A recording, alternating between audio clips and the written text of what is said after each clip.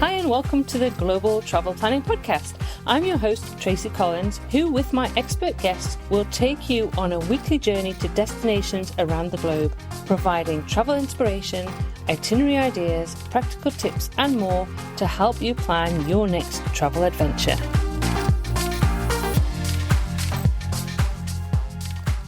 Hello and welcome to episode 30 of the Global Travel Planning Podcast. In this week's episode, we're diving into the beautiful state of Maine in the United States with our special guest, Naomi Figueroa. Now, Naomi is here to take us on a journey through Maine's stunning landscapes, charming towns, and must-see attractions. We cover a myriad of topics, including what to eat, her favourite experiences, and she'll also describe the different regions of Maine, highlighting top attractions and hidden gems in each. So I started by asking Naomi to introduce herself and share a bit about her background and connection to Maine. Yeah, it's great to be here. Thank you so much. I grew up in Maine and went off to college in Pennsylvania in the Philadelphia area and then stayed there for 15 years. Recently moved to Connecticut, which is also in the Northeast, similar to where Maine is. But those experiences growing up in Maine definitely shaped my love for adventure, my curiosity about the world. We lived in rural Maine, just regular family, small town, but Maine is known as vacation land. So we grew up just traveling all over our state, having adventures in every corner of the state. I actually didn't really realize until I got older that a lot of people go off to other states or even other countries for family vacations when people were talking about their family vacations, because we just traveled all around Maine. We went camping. Those were our family vacations. And I remember days that my dad would wake me up and say, "It's a beautiful day. Let's go for a hike."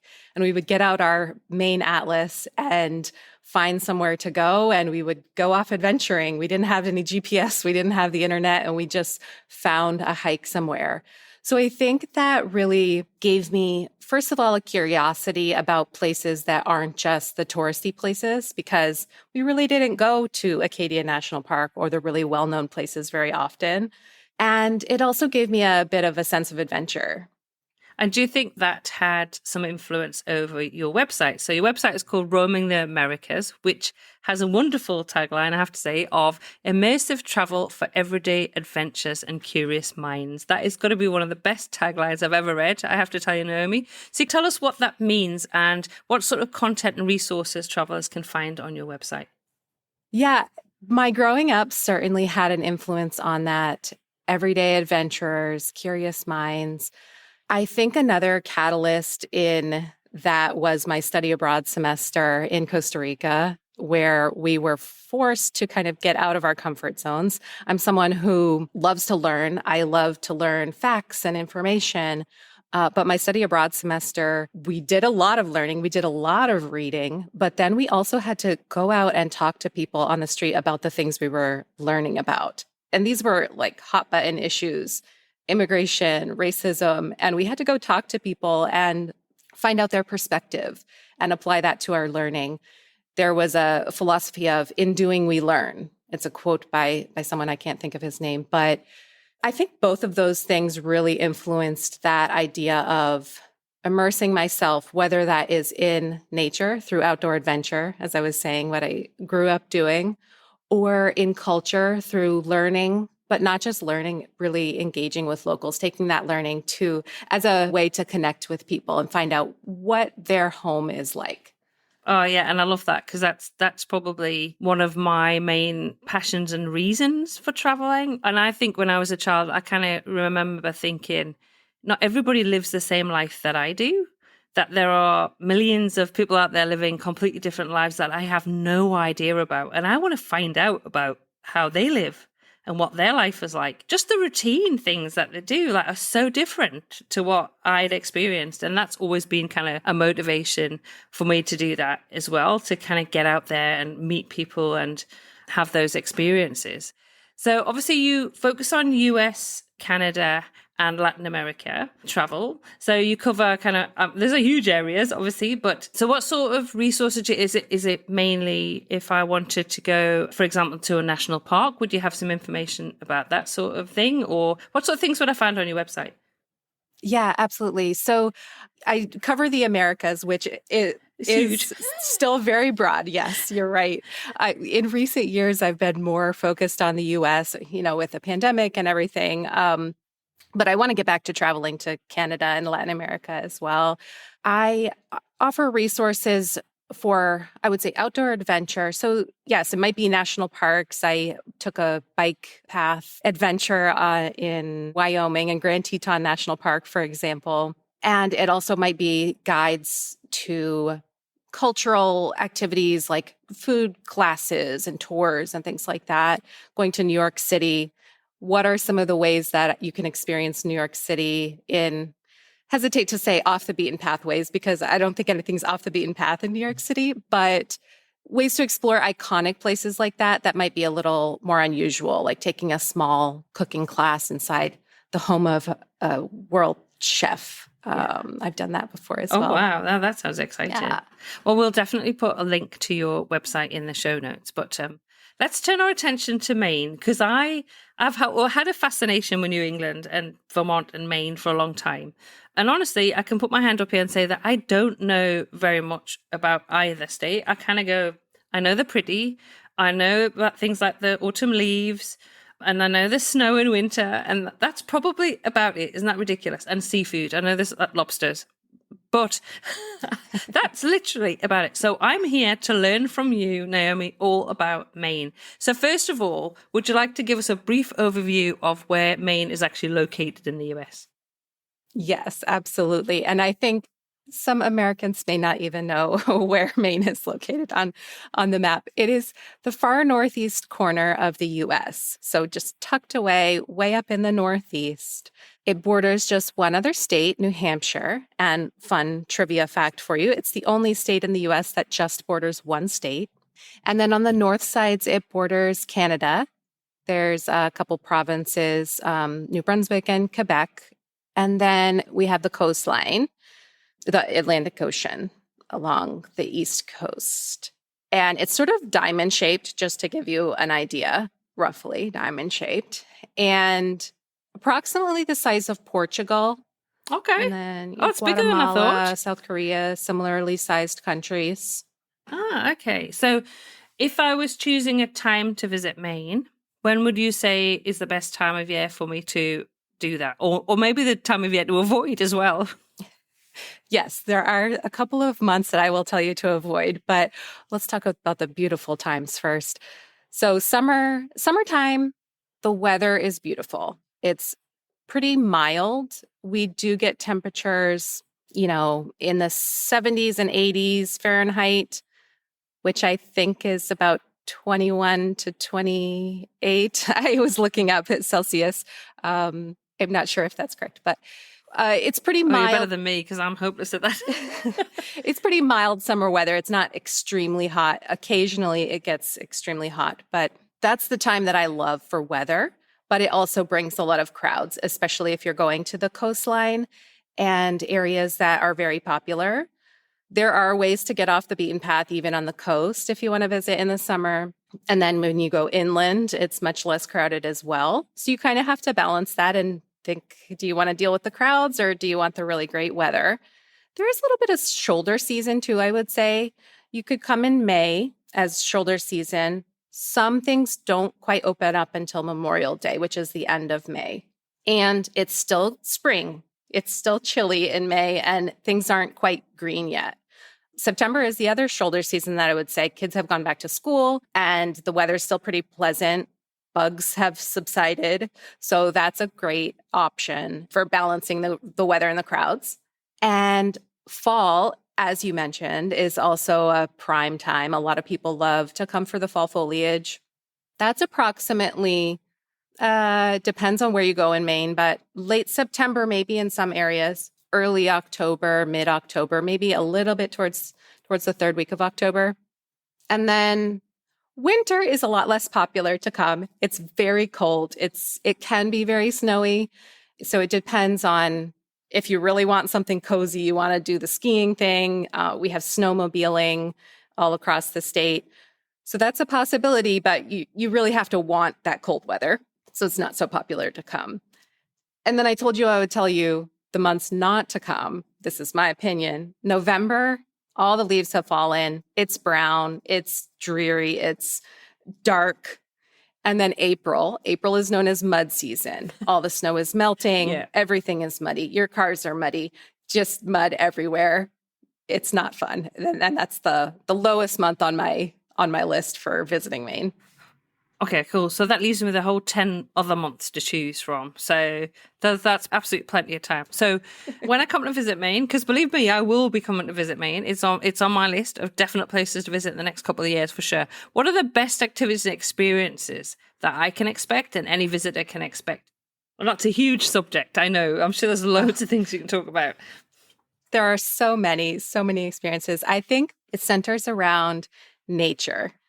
The connection to nature in Maine is incredible. So a lot of nature-based activities like hiking. In the western part of the state, there's also whitewater rafting if you're an adventure junkie, camping, in the winter, skiing, snowmobiling.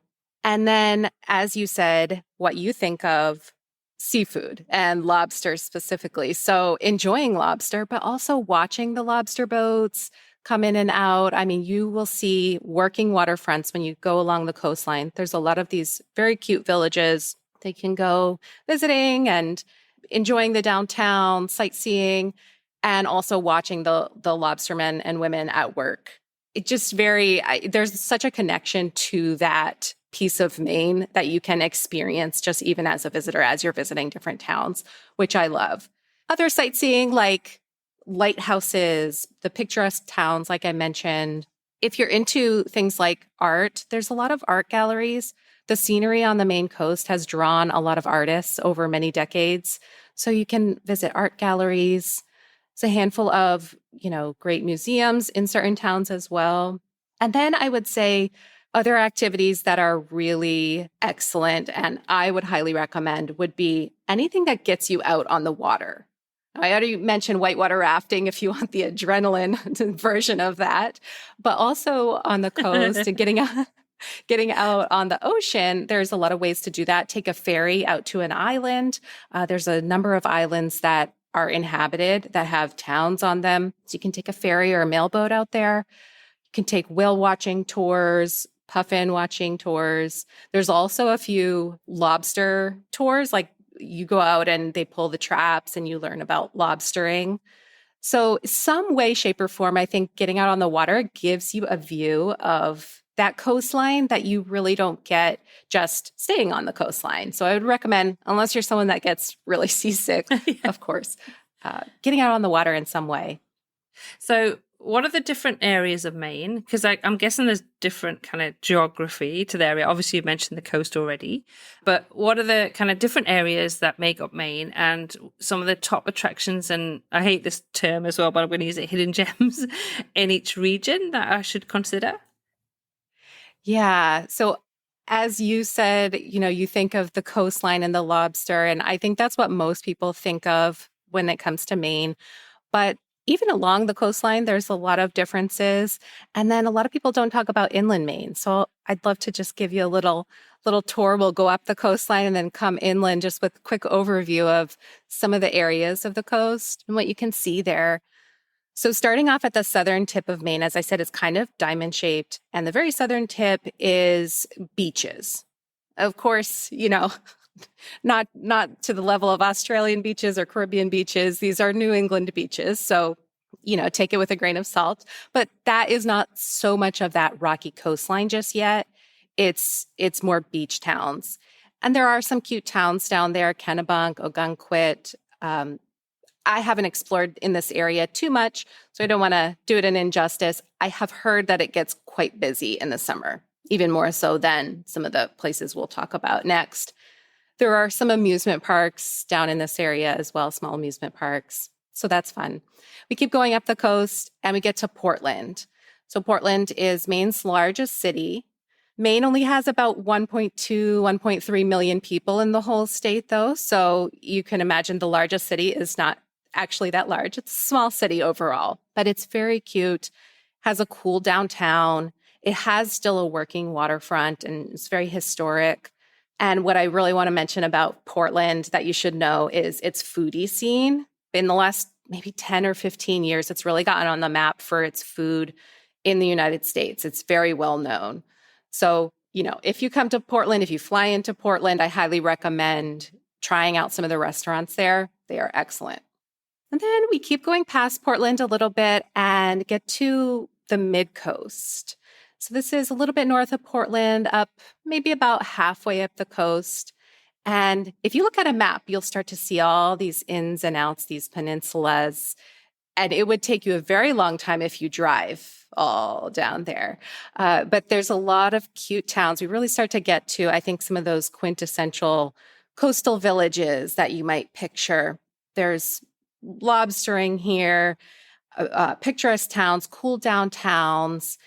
It is a little busy in this area in the summertime, but very cute. Has some of my family's favorite towns. They love to go to some of these towns like Camden and Rockport.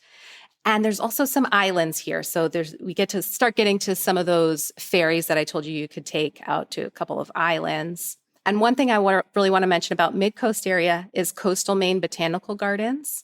This is a big draw for a lot of people. A lot of people, I hear raving reviews about it. I've been a couple of times and it's excellent. Really, really beautiful botanical gardens. They have stuff for kids, a little storybook area incorporated in the gardens, and these big trolls, if you've seen those wooden trolls in the woods. So they have some of those. It's very fun. Even though it's very popular, I highly recommend it if you're in the Mid-Coast area.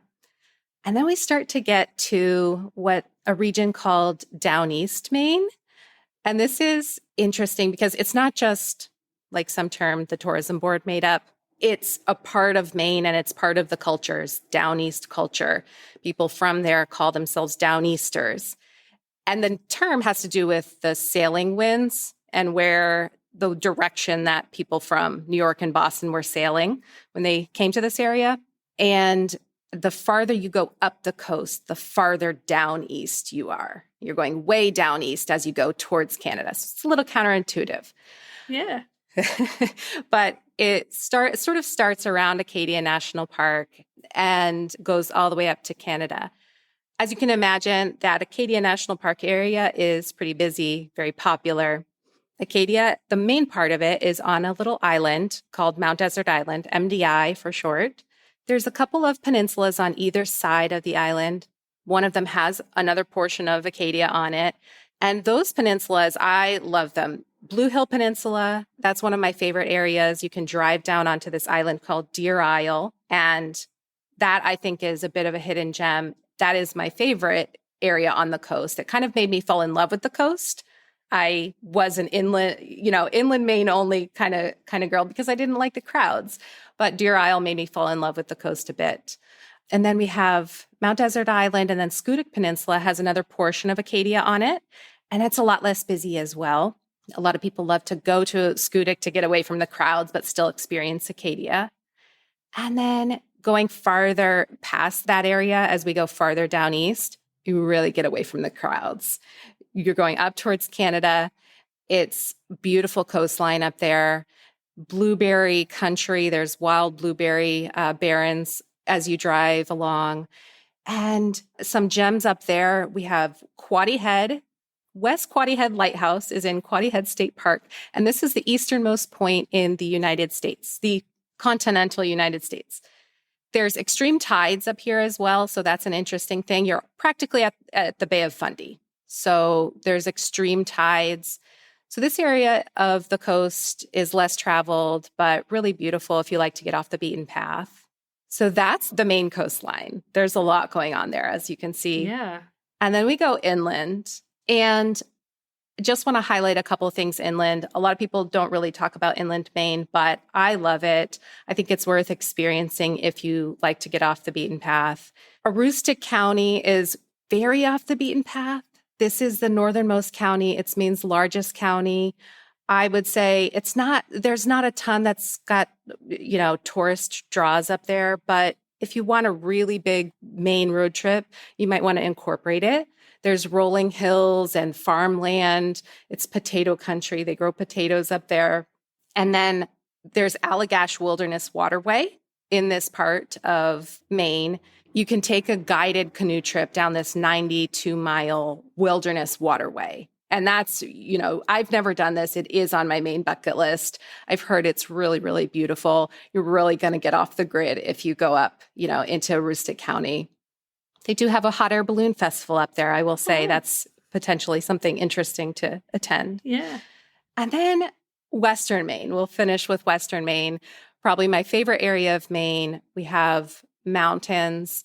A lot of people don't really think of that because they're thinking of the coastline, but Maine has both aspects, I think, of what New England offers. We've got the coastline, and then we've got the beautiful mountains and lakes and rivers and waterfalls, and they're all very clean.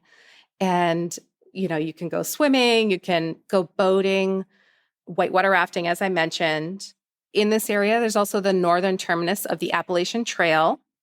So that's Mount Katahdin. It's Maine's tallest mountain. And I would say for folks who are interested in maybe hiking, that one is very challenging. So if you're an avid hiker and you're very in shape, that's something to consider. But otherwise, there's lots of other mountains, farther south from Mount Katahdin that are great for hiking. And as I mentioned, Maine is so undeveloped. There's so many trees that when you hike in this area, you're getting up to the top of a mountain and looking around, and it's all trees. It's just trees and mountains and lakes. You're just seeing nature all around you. And that's one of the things I love about getting out into Western Maine. It's just totally surrounded by nature, and it's incredibly, incredibly beautiful. So I have to ask, it sounds amazing. Sounds really idyllic, actually. Where do you stay when you go out there? Is it camping country, or is it hotels, or, I mean, I would say B&Bs in the UK, but obviously like motels. Yeah. Where would you stay? That's actually a great question. I'm really glad you asked that, because one of the things that Mainers do is we go to a cabin on a lake. A lot of Mainers have these in our families. We call them camps in Maine, but we go to our family camp or cabin and stay there. A lot of these are actually available for rental. So that I would highly recommend if you really just want a peaceful week, a peaceful vacation. You can rent a cabin on a lake and just chill out and look at the mountains, listen to the loons on the lake. It's incredibly beautiful. Now there are campgrounds as well if you want to do the camping thing. And, some certain towns may have lodges, or there may be some B&Bs out in Western Maine as well. Definitely small boutique type of areas. And there are a few ski mountains. So, of course, there's ski lodges that are quite big as well.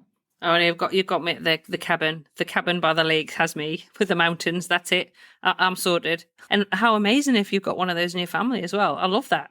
I was actually talking to Monique, who lives in Norway at the moment, on a previous episode, and she was saying the same thing. In Norway, everybody in the family has a cabin in the mountains, and I just love it. I just love that idea. So that's fantastic. So does your family have one, Naomi? Do you manage to get away and stay in the cabin? Oh, yeah. Growing up, my grandparents had one. Unfortunately, they sold it. All my cousins and I think, oh man, I wish we could have bought it or something.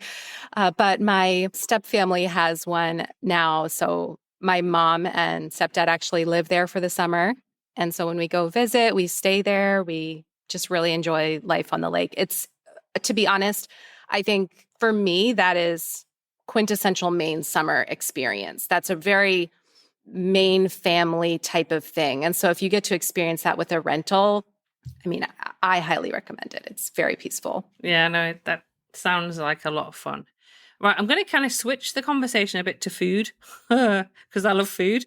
I do struggle with fish, though. This is always the thing I have to say, and it's like, I don't know, a few episodes I've mentioned this because I'm not a big fan of fish. I probably would try some lobster, though, so you couldn't come to Maine and not try lobster. But what are some of the foods and the dishes that people should try while they're in Maine?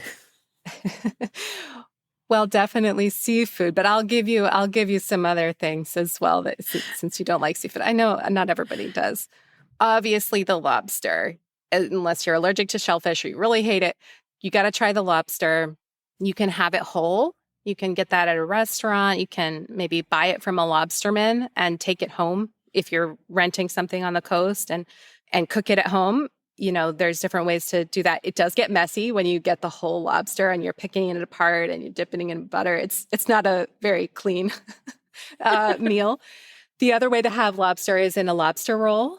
And I should mention there's two kinds of lobster rolls, and there's a rivalry. I have my favorite. There's with butter drizzled over it. It's sort of served warm, and you drizzle butter over it.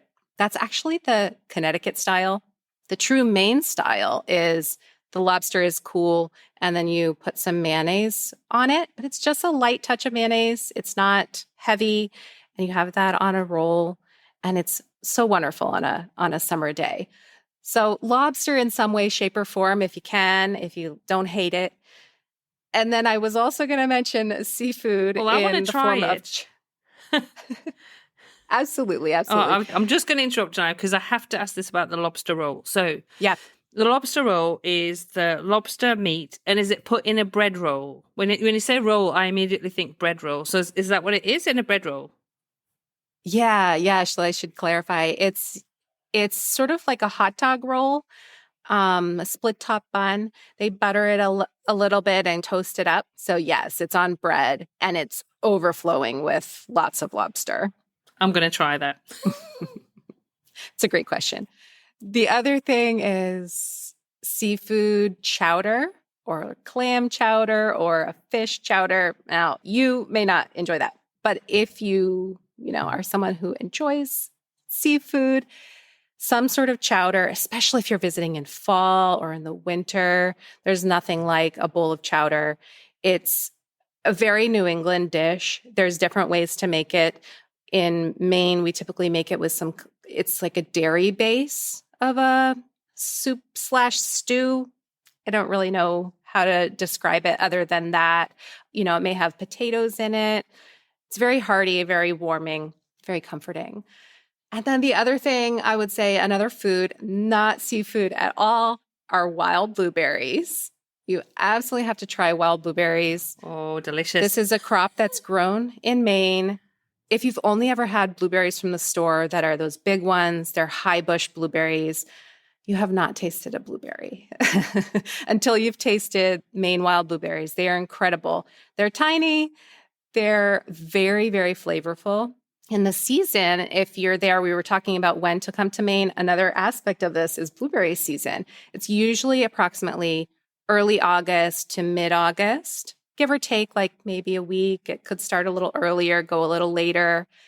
You can get them fresh if you come during that time. Otherwise, they're going to be in baked goods because they can be frozen. But if you also can try them fresh, I would just have a whole big heaping bowl of blueberries, pour some half and half on top, a little sugar, and that's breakfast. They're so, so delicious. So in any way, shape, or form, I recommend trying Maine wild blueberries. And then a quirky one I'll mention, a quirky sort of Maine thing is a red hot dog. If you're someone who likes hot dogs, you might want to try it. It has like this crunchy, I don't know maybe a crunchy sort of skin. And it's red. It's probably banned in like 70 countries. I don't know, but it's a Maine thing. There's even a Maine red hot dog festival. So if you enjoy hot dogs, you should try the Maine red hot dog. It's a quirky little thing. If you don't like hot dogs, don't try it. It's not that great, but Oh no, it's worth trying. I'm going to try it. I'll add that to the lobster. If I'm going to try a lobster roll and I have to try a lobster roll, then I have to try the hot dog as well. It's kind of one of those things, isn't it? So I'm just going to ask you a couple more questions about because you talked a lot about your childhood and you obviously have some fantastic memories of going out and when you were a child and visiting some of these fantastic places in Maine. So do you have any favorite experiences and memories from your own travels in Maine that you'd like to share that you think would be something kind of really special for some to maybe consider incorporating into their trip? yeah. So many. I can think of so many examples. But one that comes to mind first is on the coast. As I mentioned, I've always loved inland Maine. I've always loved getting away from the crowds on the coast. But a number of years ago, my mom said to me, "Hey, we know this lobsterman. He's been offering to take us out on his boat. Would you want to go out on his boat?" And I said, "Yeah, I would love that. That sounds amazing."